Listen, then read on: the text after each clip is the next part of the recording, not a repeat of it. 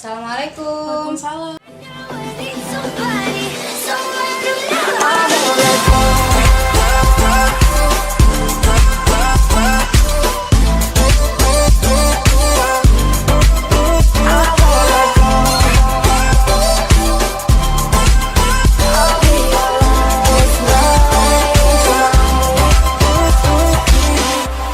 Silakan masuk.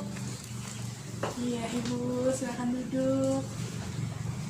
Bagaimana Ibu kabarnya hari ini? Alhamdulillah baik. Ya, sesuai dengan janji kita sebelumnya, Bu ya, Ibu datang. Perkenalkan, sebelumnya nama saya Febrina Wulandari, saya biasa dipanggil Wulan. Saya mahasiswi kebidanan Universitas Muhammadiyah Banjarmasin semester 4. Sebelumnya ini dengan Ibu siapa? Ibu Elsa. Kalau ini dengan Ibu Putri. Iya, Ibu Putri. Nah, jadi hari ini sesuai dengan janji kita sebelumnya, saya akan memberikan informasi mengenai jenis-jenis KB seperti itu. Apakah Ibu bersedia? Bersedia. Ya Ibu, karena kita di dalam ruangan, insya Allah informasi yang saya berikan tidak terdengar oleh orang luar. Bisa kita mulai ya Bu ya? Baik Ibu, ini ada leaflet, jadi dalamnya ada informasi dan gambar-gambar. Jadi kalau saya sambil menjelaskan nanti bisa Ibu buka seperti gambar-gambar ini ya Bu ya. Sebelumnya Ibu ada keluhan apa atau ada yang ingin disampaikan? Enggak ada sih. Kita cuma mau nambah info aja tentang KB. Oh iya, sebelumnya Ibu ada pernah dengar gitu apa aja sih jenis-jenis KB?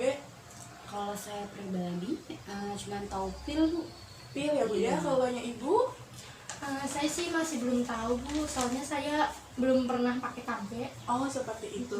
Nah kalau yang disebutkan Ibu Elsa tadi itu benar Ibu, pil adalah salah satu dari banyak jenis KB sekarang ini.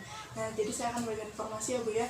Sekarang ini banyak sekali macamnya jenis-jenis pil seiring dengan perkembangannya zaman ya Bu ya. Nah kalau nya pertama ini yang saya jelaskan adalah kontrasepsi dengan metode sederhana. Artinya alamiah Ibu ya, ada yang menggunakan alat, ada juga yang tidak menggunakan alat, seperti itu. Yang pertama itu adalah kontrasepsi menggunakan metode kalender. Ibu pernah dengar? Belum pernah ya Bu ya. Nah jadi kalau ya, apa sih metode kalender ini? Jadi metode kalender ini adalah dimana dia mengatur kehamilan dengan cara ibu tidak melakukan hubungan suami istri selama masa subur ibu. Artinya ini secara tradisional seperti itu. Sudah digunakan oleh orang-orang dahulu hingga sampai sekarang. Selanjutnya itu ada metode amenorrhea laktasi atau MA, biasa disingkat dengan MA. Jadi metode ini adalah yang biasanya orang yang habis bersalin dia nggak mau pakai KB. Ini bisa digunakan. Karena apa? Karena caranya sangat mudah, hanya dengan memberikan ASI saja kepada bayi ibu dari usia 0 sampai 6 bulan tanpa ada campuran apapun, entah itu susu formula, air putih, madu, dan lain sebagainya. Artinya hanya memberikan ASI saja, seperti itu. Selanjutnya adalah dengan metode mukosa cervix, yaitu ibu mengetahui masa subur ibu dengan cara mengetahui siklus menstruasi. Jadi di situ ada lendir dari organ kewanitaan ibu. Nah, ibu harus mengenali apakah lendir ini menandakan saya sedang subur, seperti itu. Yang berarti ibu tidak boleh melakukan hubungan suami istri pada saat itu, seperti itu. Selanjutnya ada metode senggama terputus, yaitu dimana pria akan mengeluarkan alat kelaminnya dari vagina sebelum mencapai puncak ejakulasi. Kurang paham mungkin ibu-ibu ya. Jadi supaya lebih paham, artinya pria akan mengeluarkan spermanya di luar vagina. Artinya sperma tidak akan bertemu dengan si sel telur, seperti itu. Ya, paham Ibu? Nah, selanjutnya ini kalau tadi tidak menggunakan alat, sekarang ini menggunakan alat, yaitu kondom. Gak asing lagi ya Bu ya dengan kata kondom ya. Nah, kalau kondom ini adalah alat yang digunakan oleh laki-laki yang gunanya untuk menunda kehamilan dan juga mencegah terjadinya penyakit menular seksual, seperti itu. Caranya seperti apa? Yaitu sperma akan tetap tertampung di dalam kondom tanpa bertemu langsung, sehingga sperma ini nggak bertemu langsung sama si sel telur, seperti itu. Kalau yang tadi saya sudah jelaskan dengan metode sederhana, kalau yang selanjutnya ini adalah kontrasepsi dengan hormonal. Artinya menggunakan hormon dan berpengaruh terhadap hormon si ibu, seperti itu. Yang pertama itu ada pil yang ibu sebutkan tadi. Tapi pil di sini ada macamnya ibu, nggak hanya satu jenis. Kalau yang pertama ini ada pil kombinasi. Jadi ini merupakan alat kontrasepsi oral, artinya diminum dengan waktu yang sama seperti itu. Pil kombinasi ini terdiri dari 2 hormon ibu. Yang pertama hormon progesteron dan hormon estrogen. Nah, bagaimana mekanisme kerjanya? Dia akan menekan terjadinya ovulasi. Ovulasi itu apa? Jadi ovulasi itu adalah di mana sel telur yang sudah matang, proses sel telur yang sudah matang, yang dia dari tempatnya namanya ovarium akan keluar berjalan menuju tuba Fallopi. Nah, di tuba Fallopi ini sel telur yang sudah matang itu siap untuk dibuahi. Kalau ada sperma yang datang, maka akan terjadinya kehamilan seperti itu.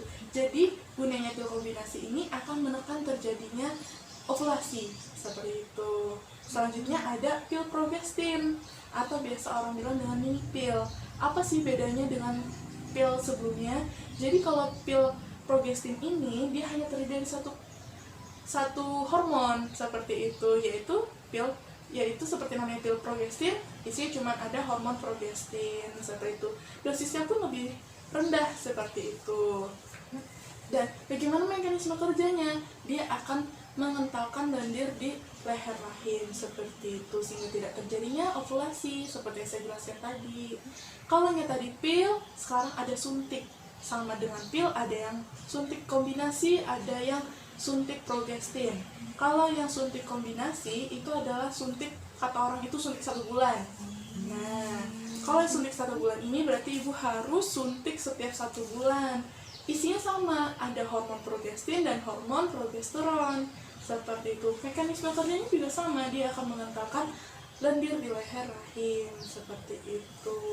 Kemudian ada suntik progestin atau orang bilang itu suntik 3 bulan, artinya ibu harus suntik setiap 3 bulan seperti itu. Dia sama, hanya terdiri dari 1 hormon, yaitu hormon progestin seperti itu. Selanjutnya yaitu ada dengan orang bilang itu adalah KB susuk. Nah, atau orang medis bilang itu adalah KB implan yang biasa ditaruh di sini bu. Nah, seperti ini gambarnya. Ya, seperti itu. Nah, kalau yang KB implan ini biasanya orang pemasangan itu di bawah kulit di lengan. Ini merupakan KB jangka panjang seperti itu. Kalau yang saya sebutkan tadi adalah KB yang menggunakan hormonal, sekarang ini yang tidak menggunakan hormonal. Artinya tidak berpengaruh terhadap hormon ibu dan tidak menggunakan hormonal seperti itu. Yang pertama itu ada IUD. Iya, seperti ini ya bu ya gambarnya. Nah, kalau yang IUD ini adalah alat yang dimasukkan ke dalam organ kewanitaan ibu. Seperti itu, dia akan menghalangi sperma sehingga sperma tidak akan bertemu dengan si sel telur tadi. Iya, seperti itu. Dia juga akan mengentalkan lendir di leher rahim. Itu nggak sakit bu? Untuk sakitnya itu mungkin sedikit tidak nyaman ketika dimasukkan seperti itu, karena kan rasa sakit dan nyeri setiap orang itu berbeda-beda ya bu ya. Nah, selanjutnya yang terakhir itu ada menggunakan kontrasepsi mantap atau steril.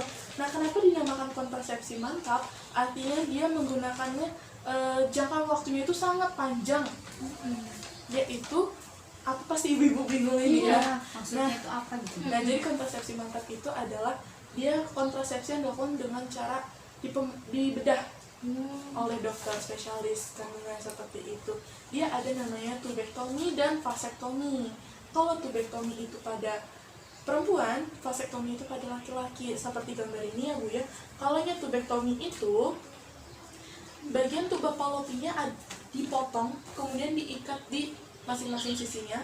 Ada juga cuman diikat saja, sehingga ini tidak akan terjadinya kehamilan. Artinya sperma tidak akan bisa bertemu dengan si sel telur karena terjadinya jalannya dihalangin gitu. Jadi nggak bakalan bisa ketemu.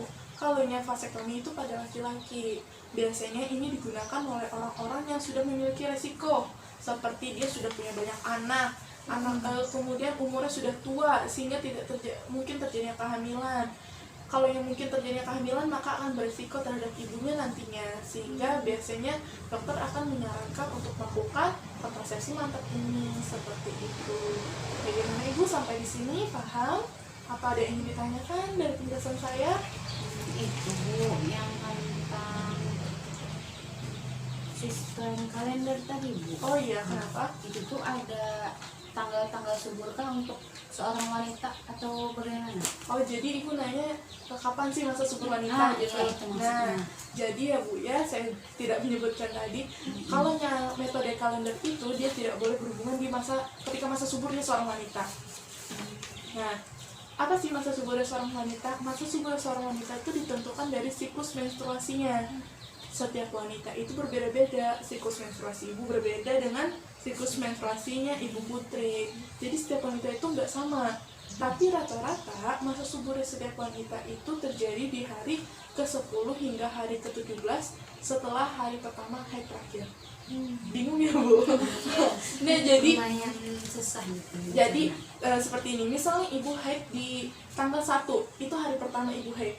Kemudian ibu berhenti di tanggal 6, di hari ke-6 itu kan berhenti. Nah, dari hari pertama ini tanggal 1 tadi ke tanggal 10, di hari ke-10 itu, di hari ke-10 sampai hari ke-17 itulah masa subur ibu.